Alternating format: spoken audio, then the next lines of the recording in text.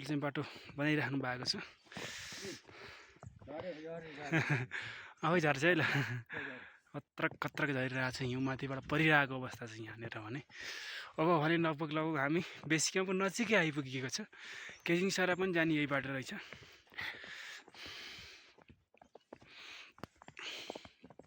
ल सर एकछिन यो लिनु त, म अगाडि हिँडेको टक्क म हिँड्छु ल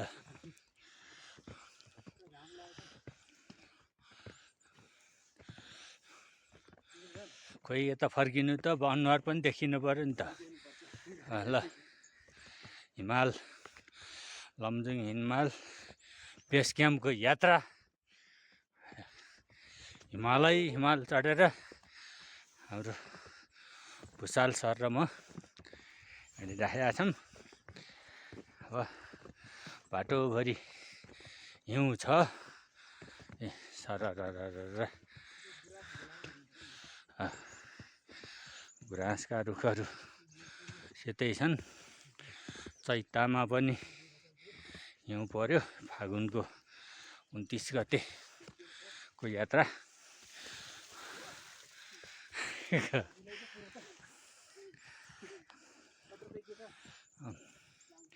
पर्दैको वायुहरू जुन थिएन, अहिलेको घाम परेको हुनाले अलि पानी छ।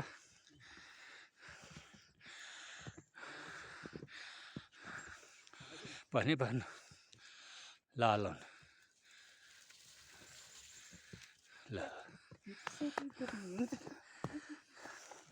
माथि त ठुलो खस्यो, टाउ कहाँ लाग्ने सम्भावना पनि त्यत्तिकै देखियो।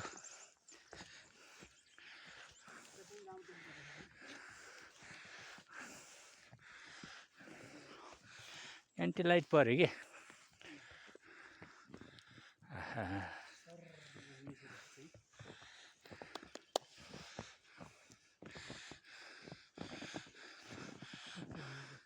यो कुनै फल होइन, यो हिउँ परेको, हिउँ जमेको रुख, सानो सल्लोको बिरुवामा हेर्नुहोस्।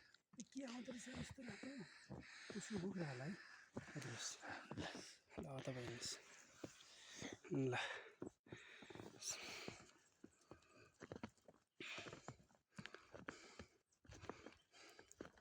जेस रमाइलो छ है सर, रमाइलो अनुभव भयो। जेस रमाइलो भएछ। यो हाम्रो पोखराको लेक साइडतिर बत्ती बालेर क्रिसमस ट्री बनाउँछन्। त्यो आफैमा प्राकृतिक क्रिसमस ट्री बनेर बसिरहेको छ। हेर्नुहोस् अलि हल्लाउनु सर अझै। ल सर भयो सर, त्यसलाई नङ्गाइयो नि त हामीले।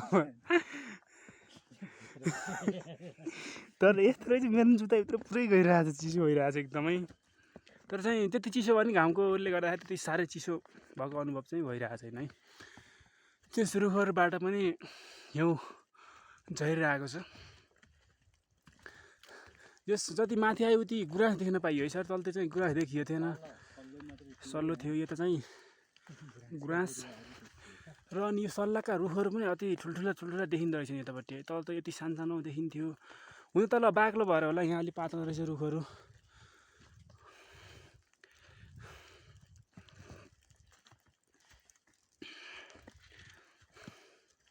त्यस रमाइलो अनुभव। त्यस चौतारा पनि यतापट्टि अलिक धेरै देखिँदो रहेछ। यतापट्टि